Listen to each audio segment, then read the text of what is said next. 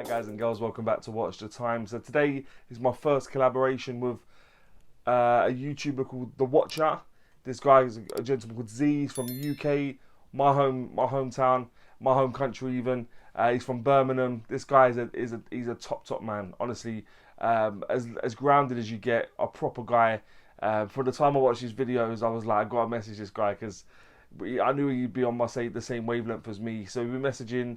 And he's producing some banging content, to be honest. But I will leave a link taking you to his channel, but you guys will probably already know about his channel already. He's doing bits, so I'm sure you'll know who he is. But yeah, thank you, Z. This is the Thorn GMT watch. He was good enough just to say, listen, you could borrow it if you want. That's just the type of guy he is. He's a real one. Obviously, if you know what that means, you know what that means. Yeah, good guy. And listen, I appreciate him sending it over. What I was blown away by his video on this watch is the fact that they put this GMT movement in a watch worth half the price that San Martin do for their watches. Someone needs to riddle me how they do that, because that's obviously one of the big reasons why San Martin have to ask for a bit more money. So what's all that about? But anyway, I hope you enjoyed the video, and Z, again, thank you for sending it over. And without further ado, let's get the camera turned around and get on with it. Hi guys, so this is the watch. As I said in the brief intro, it's the Thorn GMT. It's a homage of a Seiko watch, and yeah, pretty good homage actually from what I've seen. This is the packaging you get. Inside is the same sort of material as the pillow, quite a nice soft feeling. I have had to take 6 links out for it to fit my wrist, and it does also come with a warranty card. Let me just get that out. About as primitive as you get, really. It says SHY017 on it, and it's dated, but yeah, they probably could do better than just a card. Looks like a poor man's business card. I'm not sure what that's about, but let's put all this back inside. As I said in the intro, guys, I would like to say a special thank you to Z over at The Watcher for sending this over to me. Proper gentleman. I do appreciate it, mate. And yeah, it's been nice talking to you, top man. So this is the watch, guys. He recently featured it and we got talking. He said he'll send it over, and I really appreciate that. So the model number of this is SHY017. Inside, you're not going to be able to see it obviously because it's not an exhibition case back, but it is running a Hangzhou 6460 movement. It's a high beat GMT movement that's used in San Martin watches, and those San Martin watches retail at sort of double the price of this watch. So the fact you're getting a £100 movement, which is normally what they retail at in a £120 watch, is pretty phenomenal, to be honest. But we'll come back to that later. Everything on this watch really is 316L stainless steel. The bezel, I'm not sure about, if I'm honest. I would guess, but it does feel plasticky to me. I've got to be honest. It doesn't feel stainless steel, and the grip is also a problem, which I normally have on plastic bezels. So, but I'm going to say for now. So the bezel, case back, solid end links, bracelet, clasp, crown, all 316L stainless steel. The case thickness of this watch is 14.2 millimeters. The case diameter, when you go from the 9 to the 3 o'clock, it is 44.8. When you go sort of from the half 9 to maybe half 3, quarter to 4 position with the crown included, it is 48.7 millimeters. The lug width is 22, and the lug to lug, tip to tip is 49.9. That does become 56.5 millimeters, as it does have quite long protruding center links of the middle link. So just bear that in mind. The bezel type, as I say, I think it's stainless steel, and I've got to be honest with you guys, I really struggle to turn this bezel, so I'm not going to do it. The bezel I found to be a real bit of a nightmare. You've really got to grab hold of it and grip it and turn it. It's not the easiest bezel to deal with, so I'm going to leave it as it is, so it's nicely lined up for when I send it back to Z. I don't want there to, yeah, so I'm just going to leave it as that. So yeah, I think it's stainless steel for all intents and purposes. Looks like it is brushed and stuff, so I'm going to go with stainless steel, and it is a 120 click unidirectional bezel when you're able to turn it. The crown is sterile, and it is screwed down, and the case back has got some etching on it. It does say, if I can actually, let me just zoom in for you guys so you can see this very quickly. Let's see if I can zoom in. If my camera So there you go. Where there is a will, there is a way. Sorry guys, it keeps... so there you go. That's what the case back looks like. And let me just go back to normal camera. So where was I? Yeah, the strap material is stainless steel.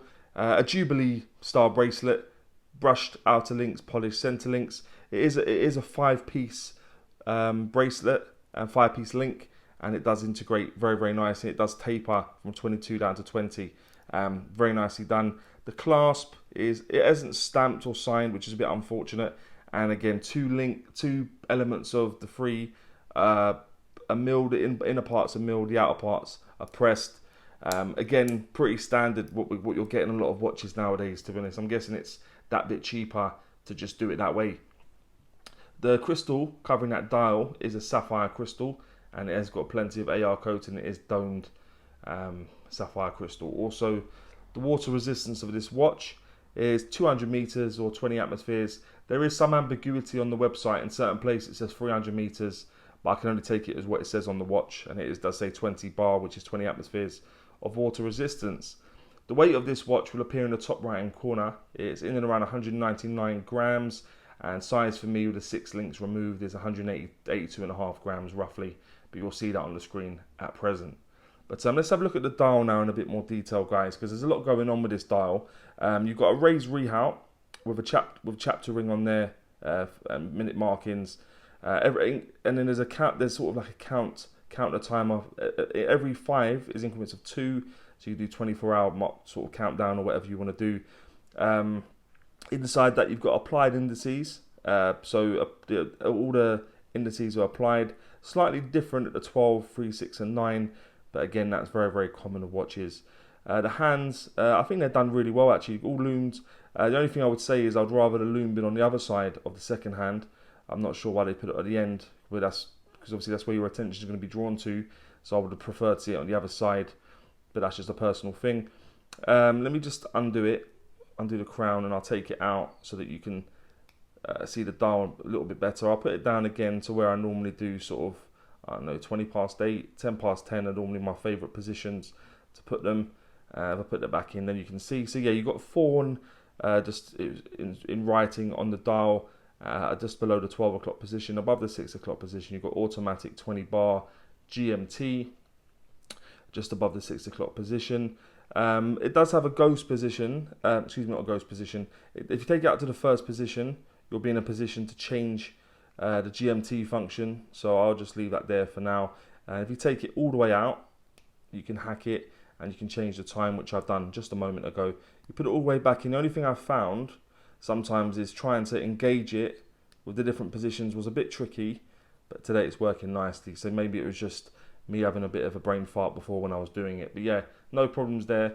But like I said, sometimes the crown just felt a bit undersized. The crown stem felt a bit undersized, and I was struggling to sort of get it into the different positions, to neutral, first, second, so that I can change the time and date and time and the GMT function and stuff like that.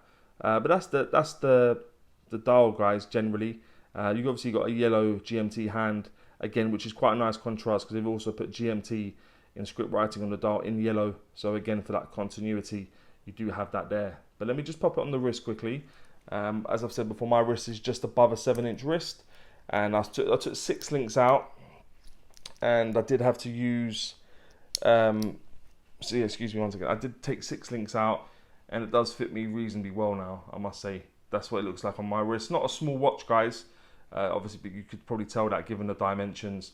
But I think it wears pretty well. It doesn't seem really that heavy, top heavy. I think the weight is distributed quite nicely throughout the watch, personally.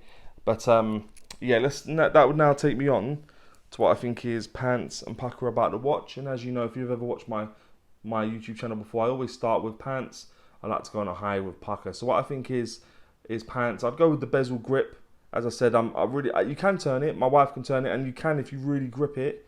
But it's just a real nightmare to turn, if I'm honest. It's not pleasurable experience to try and turn it. I do think sort of 2-3 fingers should be enough. You should be able to turn it, and it shouldn't really be that resistant. You don't want it to be too loose, but also too tight is not ideal either. So yeah, it's definitely the bezel grip and the stiffness of the bezel is not ideal. The crown engagement in terms of, like I said, in terms of the length, in terms of trying to differentiate. So when you unscrew it, it will pop out, but then the first and second position, sometimes they're a bit too close to each other and it becomes quite difficult at times to sort of set the time and GMT and stuff like that. The misaligned indices, I don't know if you guys can spot this, but the indices at the 6 o'clock is some way off. I don't know who's applied that indices, but the rest of the dial doesn't look too bad, but the indices at the 6 o'clock position is way too far to the left and very, very noticeable for my eyes anyway. And the press outer clasp of this press shell and the fact it's unsigned, they've put so much detail into signing the case back. Why they didn't sign the clasp, I'm not really sure. So yeah, just to surmise, I would go with the bezel grip, I would go with the crown engagement, I would go with the misaligned indices at the 6 o'clock, and the pressed outer shell on the clasp in terms of what I think is pants. What I think is pukka, the dial generally, I like the dial. I know this is a sort of a direct or very, very close sort of homage of the Seiko, and yeah, so they've not a lot of thought for originality, but they've done it well. The loom on this watch, guys, is banging. Like, it's really, really good loom, and you'll see that at the end with my loom shots.